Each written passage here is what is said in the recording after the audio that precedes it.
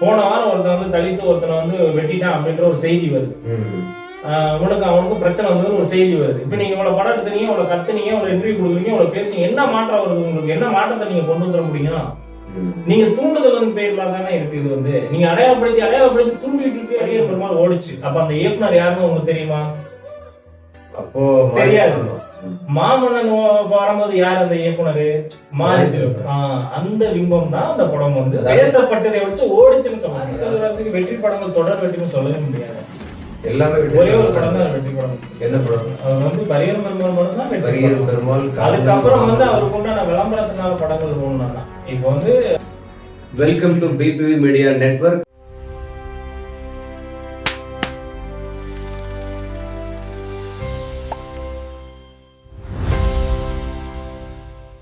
இது உங்கள் minimum cinema நிகழ்ச்சி.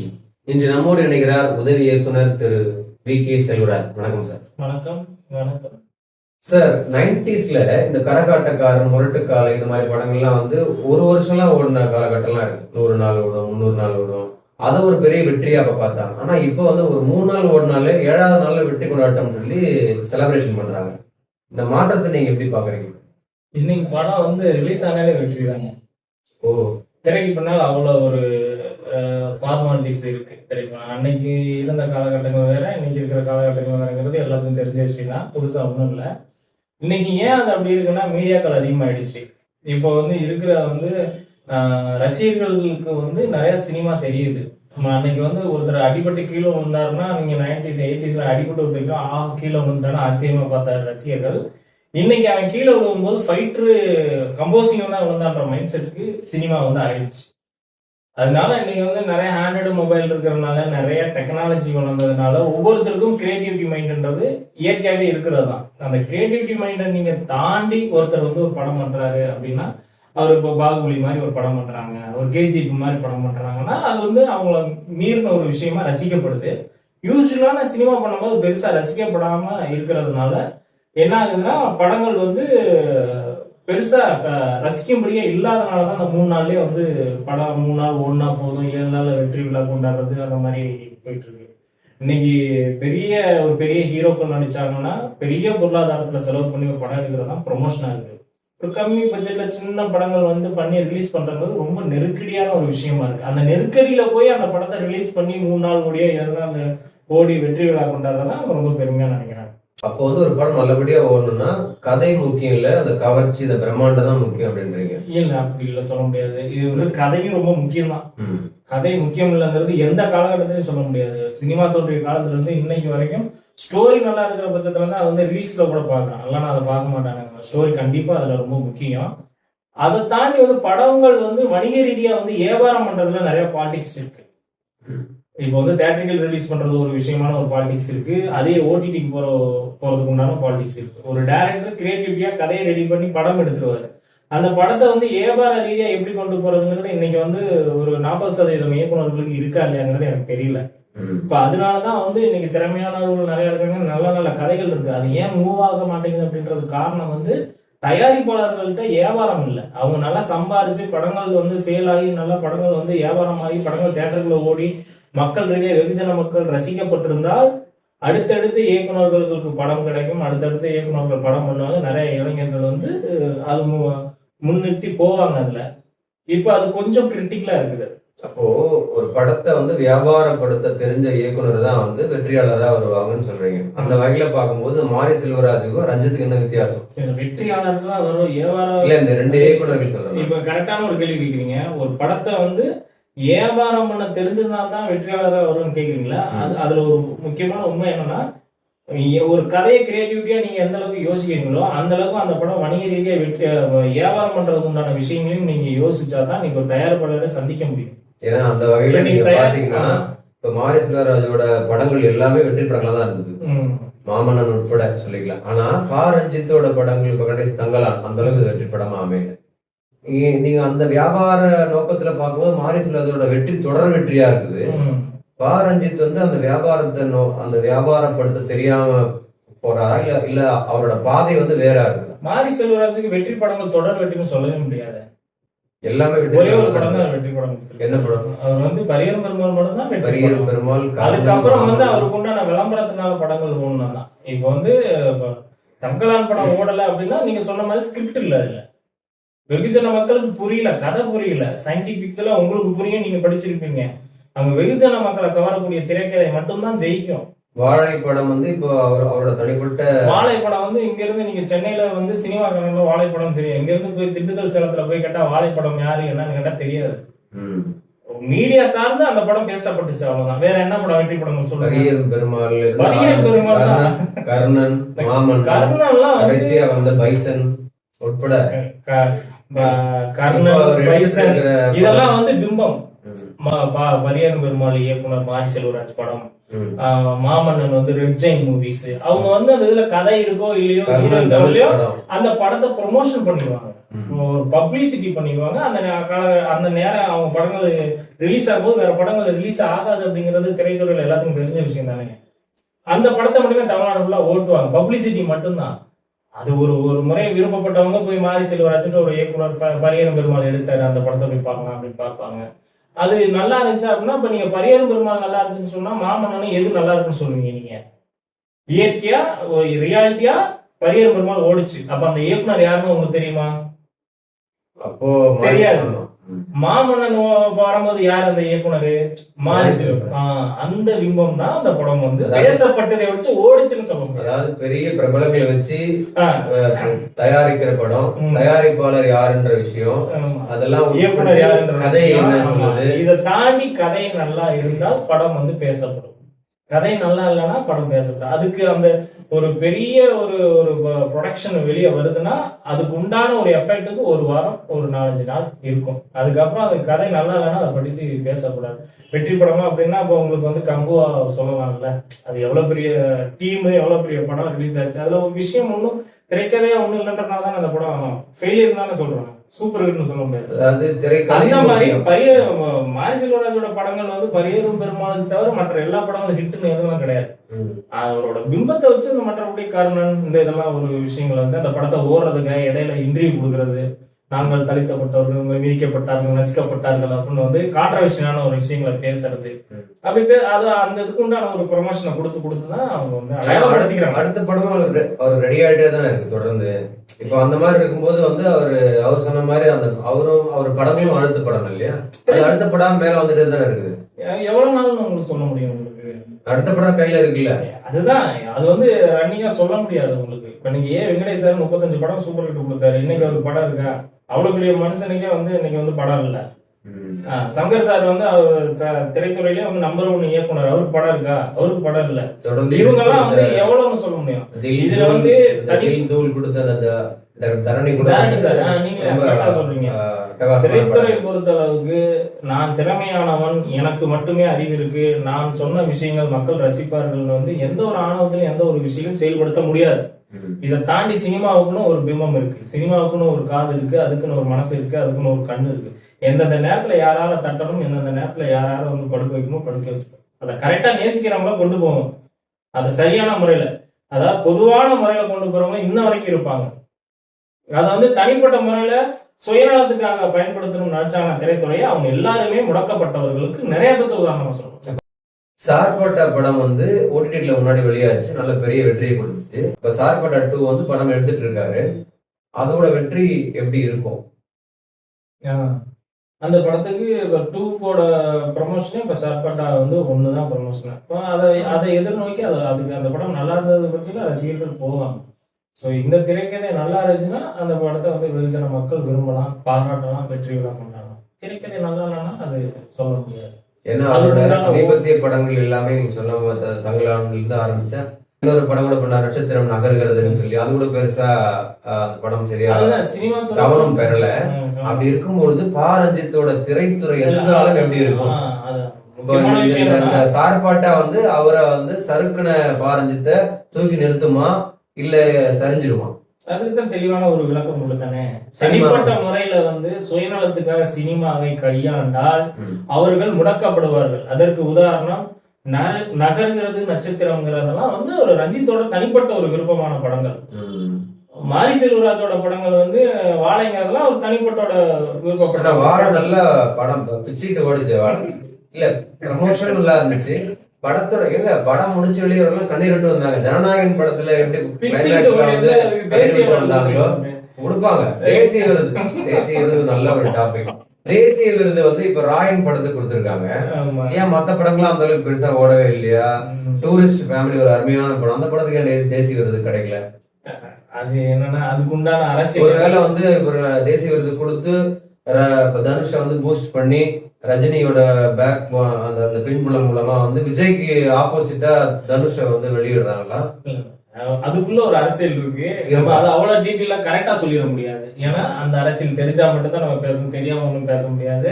ஏன்னா இப்ப நீங்க கேட்ட கேள்விதான் இப்ப மக்களும் வந்து ரசிகர்களும் கேள்வி கேட்டுக்கிட்டு இருக்காங்க. ராயனுக்கு ஏன் கொடுத்தாங்க, ராயனுக்கு ஏன் கொடுத்தாங்கன்றதுக்கு இப்ப அவரும் தனுஷ் அதுக்கு ஒரு கேள்வி வச்சிருக்காரு. ஏன் எனக்கு மயக்கமன்னனுக்கு ஏன் கொடுக்கல, புதுப்பேட்டைக்கு ஏன் கொடுக்கல அப்படின்னு கேட்கிறாரு. இப்போ அந்த காலகட்டத்துல அவர் மனநிலை அப்படி இருந்திருக்கும்ல. இன்னைக்கு ஒரு படம் வந்து மகாராஜாவுக்கு ஏன் கொடுக்கலான்னு இருக்கிற அந்த டூரிஸ்ட் ஃபேமிலி கொடுக்கலான்ற அந்த இயக்குனர் அந்த டீமுக்கு இருக்கிற மாதிரி அன்னைக்கு வந்து மயக்கம் என்ன படத்தை கொடுத்துருக்கலாம். அவர் கேட்ட கேள்வியில அது ஒரு நியாயமான கேள்வியா இருக்கு. ஆனா அவர் கேட்ட இடம் தானே முக்கியம். எல்லாரையும் மக்கள் எல்லாம் கூட்டி திரட்டி பிறந்தவங்க விழா கேட்டா தானே பெரிய பிரச்சனை. கேட்டது வந்து இப்போ இளையராஜா கூட வந்து ட்வீட் எல்லாம் போடுவாருன்னா இறந்துட்டா ஒரு வீடியோ போட்டு முடிச்சிருவாரு. இல்லைன்னா ஒரு விஷயத்த நம்ம வீடியோ மூலமா பதிவு பண்ணலாம். நிறைய நடிகர்கள்லாம் வந்து தேசிய விருதுக்கு வந்து வீடியோ மூலமா வந்து நன்றி தெரிவிச்சிருப்பாங்க. ஆனா இவர் வந்து ஒரு பெரிய பொது வழியில மக்களை கூப்பிட்டு திருவள்ளூர்ல எல்லாரையும் கூப்பிட்டு 14 வந்து எல்லாரும் வாகிரதை எல்லாம் மாலை மரியாதை எல்லாம் போட்டுட்டு அங்க வந்து இது ஒரு பெரிய சமூக பிரச்சனை மாதிரி எழுப்பணும்தான் வந்து பெரிய கேள்வியா இருக்கு. அவருக்கு தேசிய விருது கொடுத்தது சமூக பிரச்சனையா இல்ல தனிப்பட்ட பிரச்சனையா? பிரச்சனையா? ஐயா அதுதான் சொன்னேன். தேசிய விருது வந்து அந்த படத்துக்கு கொடுத்ததுக்கு உண்டான அரசியல் என்னன்றது நமக்கு தெரியாது. நமக்குன்னா எனக்கு தெரியாது. உங்க தனிப்பட்ட கருத்து அந்த படம் தேசிய கொடுத்து ராயன் படத்துக்கு தேசிய விருது கொடுத்தது சரின்னு நினைக்கிறீங்களா? தனிப்பட்ட கருத்து என்ன? அதுக்கு தேசிய விருது கொடுத்துருக்க வேண்டியது நான் பிராங்கா சொல்லுவேன். அது கொடுத்துருக்க தேவை. நான் என்னோட தனிப்பட்ட கருத்து, நான் தமிழ்நாட்டோட மக்களோட கருத்து அதுதான். ஜனநாயக தேசிய விருது கிடைக்குமா? ஓடிட்டு இருக்குது பாப்போம். நீங்க சிரிக்கிற மாதிரி சிரிச்சு யாரும் வெளியே வரல. அமைச்சர்கள் எல்லாம் கண்ணீர் தான் வெளியே வராங்க. அப்படிங்களா? ஜனநாயகம் இன்னைக்கு வந்து அவர் முதல்வர், தமிழ்நாட்டு முதல்வர் கிடைக்கலாம், கிடைக்காம போலாம். ராயனுக்கே கிடைக்கும் போது ஜனநாயகத்துக்கு கிடைக்காம சைட்ல நின்று ராயனுக்கே தேசிய அவார்டு கிடைக்கும் போது மெயின்ல நிக்கிற தலைவன் முதல்வருக்கு கிடைக்காதா? சைட்ல நிக்கிற ராயன் ஒரு நாள் வந்து எதிரில் நிக்கலாம், தலைவர் ஆகலாம். நிக்கலாம். இப்ப அவர் அங்கதான் நிக்கிறாரு. என்ன ஊர்ல நிக்கிறாரு சொன்னீங்க? திருவள்ளூர்லயே நிக்கலாம். திருவள்ளூர் தொகுதியில வந்து தனுஷ் வந்து சட்டமன்ற வேட்பாளராக சார்ந்து நான் உறக்க சொல்கிறேன். ஒருவருக்கு நடந்தது இன்னொருவருக்கு நடக்கும் என்பது கனவு, பகல் கனவு. நீங்கள் அதை வந்து சரியாக புரிந்து கொள்ள. ஒருவர் வந்து முதல்வர் ஆகிவிட்டார் என்பதற்காக நானும் முதல்வர் ஆகுவேன் என்று முன்னிறுத்தி நடைபெற்று கொண்டால் அது வந்து படுதோல்வி அடைவீர்கள். ஜக்கமா சொல்றது இல்ல இல்ல. ஒருத்தரோட இப்போ திமுக எம்பி சொல்லுவாங்க கனிமொழி எப்பவுமே ஜனநாயகத்துல யாரு வேணும் அரசியல் நிக்கலாம், அரசியல் வரலாம், அந்த மாதிரி எடுத்துட்டு போக வேண்டியது தானே. தொடர்ந்து சினிமா முகம் வந்து தமிழ்நாட்டுல வந்து ஊடுருவி வந்துட்டு இருக்குது அரசியல்ல முக்கியமா. சோ இன்னொரு முக்கியமான விஷயம் வந்து ஜனநாயகம் பாத்தீங்களா நீங்க? அதுல வந்து நம்ம நீர்வளத்துறை அமைச்சர் வந்து நடிச்சிருக்காரு ஒரு சீன்ல. அந்த சீன் எப்படி இருந்தது? எனக்கு படமா அந்த படத்தை பத்தி ஒன்றும் பேசுறதுக்கு ஒன்றும் இல்லைங்க. அது வந்து ஒரு கமர்ஷியல் படம், அவ்வளவுதான். அவரை வந்து முன்னிறுத்தி காட்டக்கூடிய ஒரு படம் தான். வந்து மக்களுக்கு கருத்து சொல்றதுக்காகவோ இல்ல ரசிகர்கள் ரசிக்கும்படியாகவோ அந்த படங்கள் வந்து இல்லை. விஜயோட ரசிகர்கள் ரசிக்கும்படியா இருக்கும். அதை தாண்டி வெகுஜன மக்கள் ரசிச்சாங்கிறதுக்கு கேள்வி பதில் இல்லை. இந்த படம் வந்து எலெக்ஷனுக்கு முன்னாடி ஏன் ரிலீஸ் ஆகல? அப்போ வந்து ஏதோ சென்சார் ரிலீஸ் ஆயிடுச்சு. இல்ல அது இல்ல, திரையில ரிலீஸ் ஆகல. திரையில ரிலீஸ் ஆகாததுக்கு காரணங்கள் வந்து அது உள்குத்தல் அரசியல் தான். ஒரு படம் வெளியே வந்து அந்த ஒரு படத்தை பார்த்து எல்லாரும் அவர் ஓட்டு போட்டுருவாங்க அப்படின்னு சொல்லி முடக்கிட்டாங்க. இருக்கலாம். ஏன் சர்டிபிகேட் கொடுத்திருக்காங்க அந்த படத்துக்கு? என்ன காரணம்? ரத்தம் சதயமாக வெட்டு குத்துகள் அதிகம் இருப்பதனால ஏசிட்டு. அது வந்து கிளாமரை சார்ந்ததல்ல, கவர்ச்சிகரமான காட்சிகள் இல்ல. அது வந்து ரத்தம், கத்தி இந்த மாதிரி விஷயங்கள் அதிகமா இருக்கிறதுனால ஏசிட்டு. அதனால குழந்தைகள்லாம் வந்து நல்ல அதுல ஒரு சின்ன அந்த படத்துல ஜனநாயகத்துல ஒரு நல்ல கதை இருக்கு. அப்பா பொண்ணுக்கு உண்டான ஒரு சென்டிமெண்ட் கதை நல்லா இருக்கு. அது வந்து மேம்பட்டு இல்லை அந்த கதை. அதை தாண்டி அரசியல் உள்ள புகுத்தப்பட்டதுனால அது அந்த கதையை வந்து கொஞ்சம் ஏன்னா சட்டசபையில அவர் செஞ்ச அந்த சிம்பிள்லாம் வந்து முதல் ஸ்கிரீன்ல வந்துச்சு, அவரோட மாஸ் என்ட்ரி சீன்ல வந்துச்சு. இனி அவங்க என்ன வேணாலும் செய்யலாமே. அதை கொண்டு போய் சட்டசபையில பண்ண கொண்டு போய் யாராவது தியேட்டர்ல ரிலீஸ் பண்ணுவாங்களா? இதுமே நம்ம இங்க இருந்து என்ன சொல்ல முடியும்? இனி அவங்க ஆட்சி, அவங்க என்ன வேணாலும் பண்ணலாம். மக்களுக்கு நல்லது செஞ்சா போதுமானது. அவர் இப்படி செய்யட்டும் இல்ல எப்படி வேணாலும் செய்யட்டும். மக்களுக்கு நல்லது பண்ணா எல்லாமே சரியா தான். இப்போதே நிலவரப்படி பாத்தீங்கன்னா மக்கள் எல்லாம் வந்து மகிழ்ச்சியா இருக்காங்க அவரோட ஆட்சியில. நம்ம ஏன் சினிமால இருந்து இப்ப அரசியல் வந்தோம் அப்படின்னா, ஏன்னா அப்படிதான் வந்தாகணும், சினிமால இருந்து அரசியல் தான் வந்தாகணும், அதனால அதுக்குள்ள வந்தோம். சோ முன்னாடி நம்ம அந்த பா ரஞ்சித்தோட அந்த சார்பாட்டா டூ பத்தி பேசிருந்தோம். அவரோட எதிர்காலம் வந்து அவரோட சுயநலத்துக்காக அவர் எடுக்கக்கூடிய படங்கள் இருக்கிறதால அவர் எதிர்காலம் முடிஞ்சிடும் சொல்றீங்க. அவர் மட்டும் இல்ல, அந்த மாதிரி இருக்கிற இயக்குநர்கள் எல்லாத்தோட எதிர்காலமும் இருக்காரு. அது வந்து சாதி மதம் இந்த மாதிரி வேறுபாடு இல்லாமல் எல்லாம் சமமாக ஒன்று கூட இருந்து பார்த்து ரசிக்கக்கூடிய ஒரு கலை அது. அதை வந்து நீங்க தனிப்பட்ட முறையில உங்களுக்கு சுயநலத்துக்காக நீங்க அதை பயன்படுத்தினீங்கன்னா அது உங்களுக்கே ஆபத்தா முடியும். சமீபத்துல சேரன் வந்து பாமக நிறுவனர் ராமதாஸோட கதாபாத்திரத்தை ஏற்று ஒரு படம் உருவாகிட்டு இருக்கு. ஸோ அதுவும் இந்த சாதிய ரீதியில தான் வரும் இல்லையா? அது இல்லாம மோகன்ஜி எடுக்கக்கூடிய படங்களும் கூட வந்து அந்த மாதிரிதான் இருக்கு. அப்படி பார்க்கும்போது நீங்க சொல்ற மாதிரி இப்போ மோகன்ஜியோட எதிர்காலமும் வந்து கூடிய சீக்கிரம் முடியக்கூடிய. நான் தான் மொத்தமாவே சொல்லிட்டேனே, நீங்க வந்து சினிமா வந்து வெகுஜன மக்கள் வந்து ரசிக்கக்கூடிய படமா எடுக்கிறவங்க மட்டும்தான் லைஃப். தனிப்பட்ட முறையில யாரும் கையாள வேணாம், கையாள கூடாதுன்ற என்ன. அழிந்தவர்கள் நிறைய பேரு, திரைத்துறை சார்ந்தவர்கள் எல்லாருமே அதை சொல்லுவாங்க. தனிப்பட்ட முறையில தான் ஜாதியை முன்னிறுத்தியோ தன் கருத்தை முன்னிறுத்தியோ நின்றவர்கள் யார் திரைத்துறையில்? என்னுடைய கேள்வி.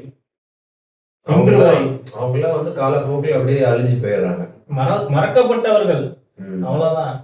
இன்னைக்கு வந்து சூரிய வம்சம்னா இன்னைக்கு தெரியும், நாட்டாமன்னா இன்னைக்கு தெரியும், சின்ன கவுண்டர்னா தெரியும். இது ஜாதி ரீதியான படம் கிடையாது, மக்களுக்கான கருத்து ரீதியான படங்கள். இதெல்லாம் கருத்து இருந்திருக்கு. அது வந்து ஒரு மனிதனோட இயல்பு இல்ல. மண்ணெல்லாம் எடுத்து நெத்தியில எடுக்கலாம் கருத்து. நான் சொன்ன படங்கள்ல நெத்தியில இருக்கிற மாதிரி காட்சி இல்லையே. இல்ல இருக்கு. நான் என்னென்ன படங்கள் விஜயகாந்த் படம் சின்ன கவுண்டர்ல வருது, அவர் நடந்து போகும்போது எடுத்து தெரியலன்னா நானே படத்தை சொல்றேன். அது என்ன படம்? எஜமான். சின்ன கவுண்டர் எஜமான ரஜினி படம் இல்ல, டைரக்டர் யாரு? ஆர்வி உதயகுமார். அப்ப ஜாதி ரீதியான படங்கள் எடுத்து டைரக்டர் சொல்றீங்களா? ஜாதி ரீதியான படங்கள் ஆர்வி உதயகுமார் எடுக்கோ. அவர் நடந்து எல்லாரும் கை கட்டி நிக்கிறாங்களா? அது அந்த கை கட்டி நிக்கிற விஷயத்தான் வந்து தலைவர் வந்து மாரி செல்வராஜ் வந்து கை கட்டாதீங்களே, கையை இறக்கி கொடுத்துட்டு அவங்க படத்தை எழுதுறாங்க. அது வந்து இப்ப நாட்டாமையும் சின்ன கவுண்டரும் தேவர் மகனும் ஜாதி ரீதியான படங்கள் இல்லை அப்படின்னா, பரியரும் பெருமாள், கர்ணன், தங்களான், நட்சத்திரம் நகர்கிறதோ இல்ல படுக்கிறதோ அதுவும் வந்து ஜாதி ரீதியான படங்கள் இல்லைன்னு தானே சொல்லணும். அது எப்படி சொல்ல முடியும்? அது நீங்க தான் சொல்லணும். பா ரஞ்சித்துக்கு வந்த கான்ட்ரிபியூஷன் ஆர்வி உதயகுமார் சாருக்கு வந்ததா? ஜாதி ரீதியான பட காலகட்டத்துல வரல. ரசிச்சாங்க அந்த படத்தை, கொண்டாடினாங்க. உதாரணத்துக்கு ஒரு படங்கள் சொல்றேன். ஆர்வி உதயகுமார் சார் என்ன கம்யூனிட்டிங்கிறது அவரை தெரிஞ்சவங்களுக்கு தெரியும். ஆனா கிழக்கு வாசன்ற ஒரு படத்துல நடிச்ச கதாநாயகன் கார்த்தி சார் இருக்காங்கல்ல, அவரு என்ன கம்யூனிட்டிங்கிறது அவர் சாருக்கு தெரியும். ஆனா அவர் அதுல என்ன கதாபாத்திரம் ஏற்று நடிச்சாருங்கிறத நம்ம உற்று நோக்கணும். அப்ப அவருக்கு வந்து அந்த மாதிரி ஜாதி ரீதியான எண்ணம் இருந்தால் அந்த கதாபாத்திரத்தை அவர் சித்தரிக்கவே தேவையில்லையே. என்னோட கேள்வி அதுதான். அப்ப அவர் சினிமாவை காமனாவும் கதைக்கு தேவையான விஷயங்களை தான் பார்த்தாரு, பொதுவா தான் பார்த்தாரு. அப்ப வந்து தேவர் சமுதாயத்தை சேர்ந்த கார்த்திக் சார் வந்து ஒரு வெட்டியான் கதாபாத்திரம் நடிச்சிருக்காரு அந்த கிழக்கு வாசல். அதை உருவாக்குனது யாரு? ஆர்வி உதயகுமார். அவர் என்ன கம்யூனிட்டி? அவர் நினைச்சுன்னா தன் கதாநாயகன் அப்படி உருவாக்கணும்னு அவசியம் இல்லை. கல்ற விஷயம் பார்க்கும்போது அவங்க எல்லாம் வந்து பாகுபாடு பார்க்கல. இல்ல பாகுபாடு வரல. சின்ன கவுண்டர்ங்கிற தலைப்புன்றதுனால அந்த படம் வந்து ஜாதி சார்ந்த படங்கள் கிடையாது. அந்த காலகட்டங்கள்ல ஊர்ல ஒரு தலைவன் இருக்கிறாங்கன்னா மக்களுக்கான பிரச்சனைகள் என்னங்கிறது அந்த தலைவன் எப்படி கையாண்டு அவங்களுக்கு பிரச்சனைகளை தீர்வு கொடுக்குறான், அவன் எப்படி நல்ல முறையில வழி நடத்துறான்றதுக்கு உண்டான திசை தான் எஜமான், சின்ன கவுண்டர், கிழக்கு வாசல் இந்த மாதிரி படங்கள்லாம்.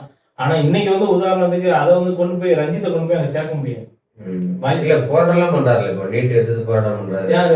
உதயகுமார் சார் வந்து போராட்டம் பண்றாரா? ரஞ்சித் போராட்டம் அவர் பண்ணுவாரு, அவர் எல்லாம் பண்ணுவாரு. அவர் ஏன் அது பண்றாரு? இப்ப ரஞ்சித், அமீர் இவங்க எல்லாம் இப்ப ஒரே கீழே வரதான் நினைக்கிறேன். வழக்கமான ஒரு விஷயங்கள் தான் நான் கேட்கிறேன். நான் திரைத்துறையில வந்து வெற்றி பெற்றவர்கள் ஏழை ஏழை எளியவர்களுக்கு எவ்வளவோ உதவி செஞ்சிருக்காங்க. இவங்க ஏழைகளுக்கு எங்க கம்யூனிட்டி சார்ந்தவங்களுக்கு எதுவுமே நடக்கலாங்கிறது இவங்க என்ன செஞ்சாங்கிறது இன்னும் அடையாளப்படுத்தவே இல்லையே. நீளம் பண்பாட்டு மையம் வச்சிருக்காங்க, கூகைன்னு ஏதோ ஒரு இலக்கமைப்பு வச்சிருக்காங்க. பயன்படுறவர்கள் யாரு? அவங்க வச்சிருக்காங்க. அதனால பயன்படுறவர்கள் யார் இருக்காங்க?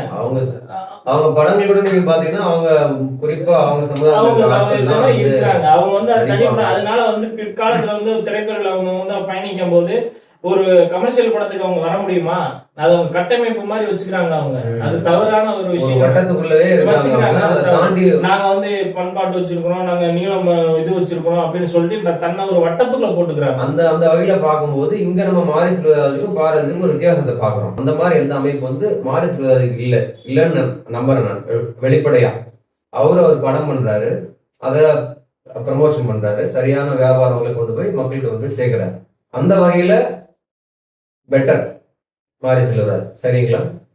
மாரி செல்வராஜ் சரி நான் சொல்ல முடியாது. அந்த வகையில அவருக்கு தனிப்பட்ட முறையில் அவர் வைக்க அவருக்கு என்னன்னா, அவர் எப்ப பார்த்தாலும் என்ன சொல்றாருன்னா, நாங்கள் நசுக்கப்பட்டோம் மிதிக்கப்பட்டோம் அதைத்தான் நான் காட்டுறேன்னு சொல்றாரு.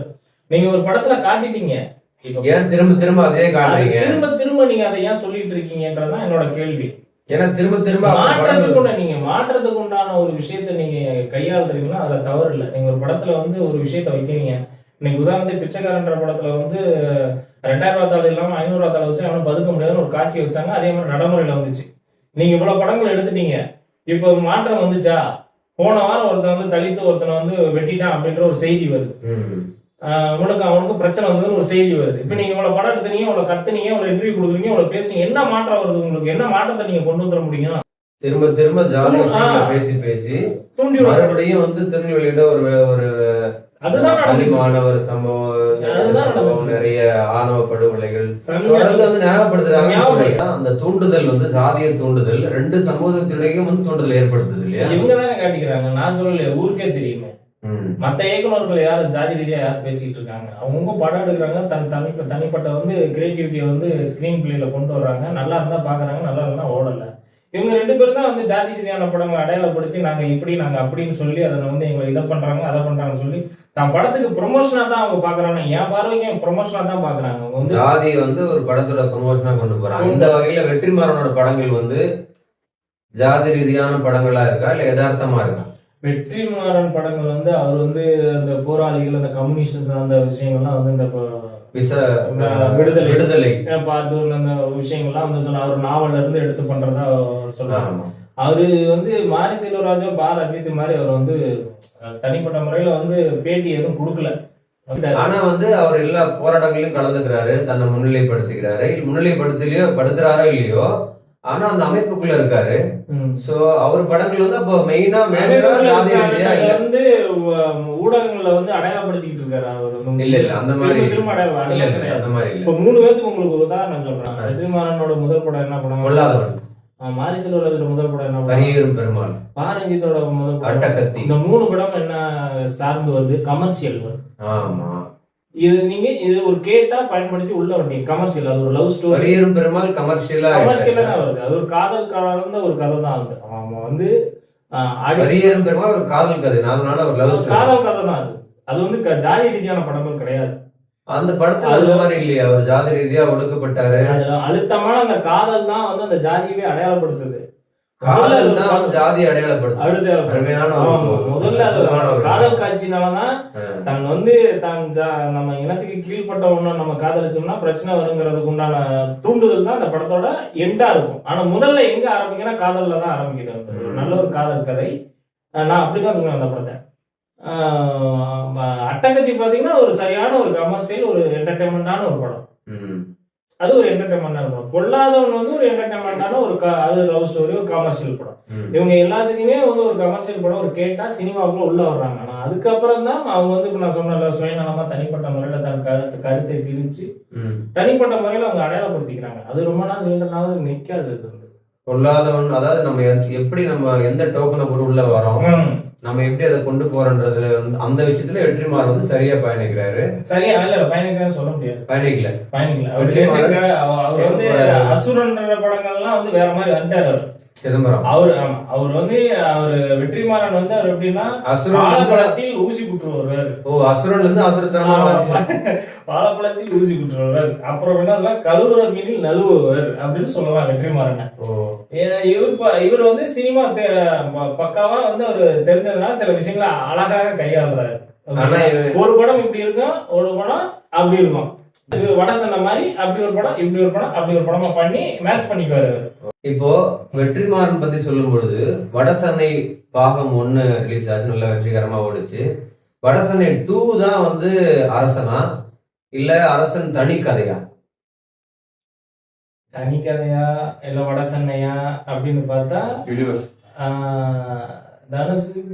தனுஷுக்காக ஒரு ஸ்கிரீன் பிளே பண்ற ஒரு விஷயம் வந்து ஆடியன்ஸ் வந்து கவர்ந்ததுதான். அரசனுக்காகவும் சிம்புக்காகவும் ஒண்ணு பண்ணிருப்பாரு கண்டிப்பா. வெற்றிமாறன் அவரோட மேக்கிங் எப்படி இருக்குன்றது ஆடியன்ஸுக்கு தெரியும். படம் வரட்டுமே பார்க்கலாம். இவ்வளவு நேரம் எங்களுக்காக நேரத்தை ஒதுக்கி இந்த மினிமம் சினிமா நிகழ்ச்சியில உங்களுக்கு தெரிஞ்ச மினிமமான விஷயத்த ரொம்ப மேக்சிமமா சொல்லியிருக்கீங்க. மீண்டும் சந்திப்போம். நன்றி. நன்றி. நன்றி. நன்றி.